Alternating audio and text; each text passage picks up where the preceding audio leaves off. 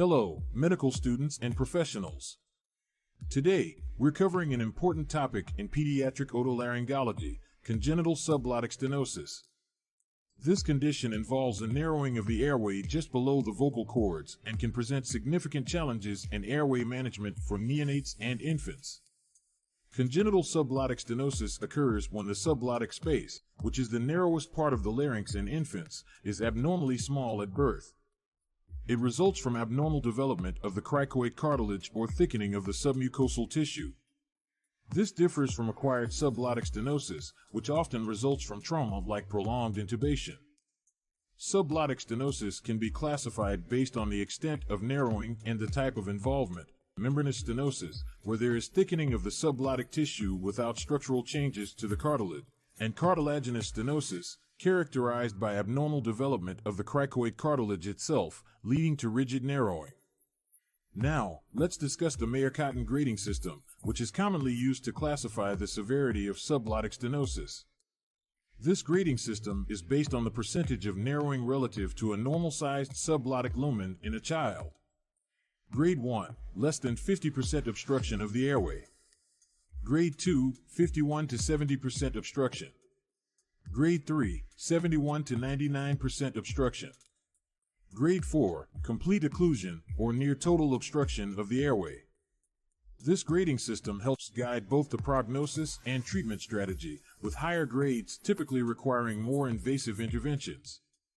Infants with congenital subglottic stenosis often present with inspiratory stridor, especially during periods of distress or upper respiratory infections, biphasic stridor in severe cases, where both inspiratory and expiratory sounds are affected, and symptoms often worsen with crying or feeding, and in some cases, infants may experience respiratory distress.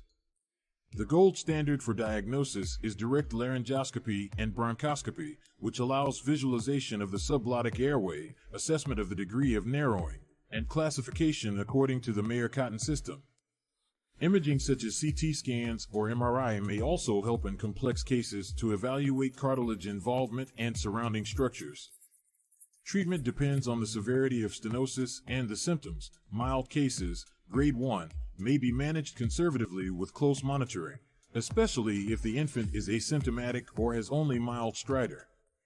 Observation is key in such cases, as some may improve with growth.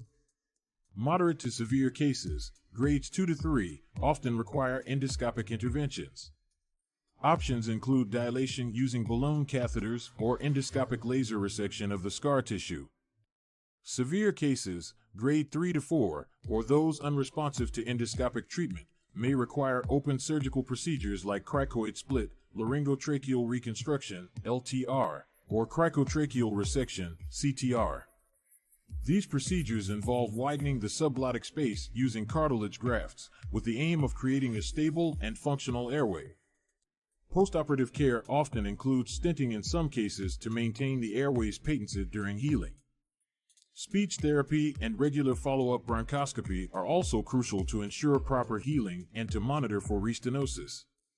With advancements in surgical techniques, many children with congenital subglottic stenosis can achieve good outcomes, but the treatment plan must be individualized. Early diagnosis and intervention are critical for preventing complications and improving quality of life. That wraps up our discussion on congenital subglottic stenosis, including its classification and the Mayer-Cotton grading system. I hope this overview helps you in managing these challenging cases.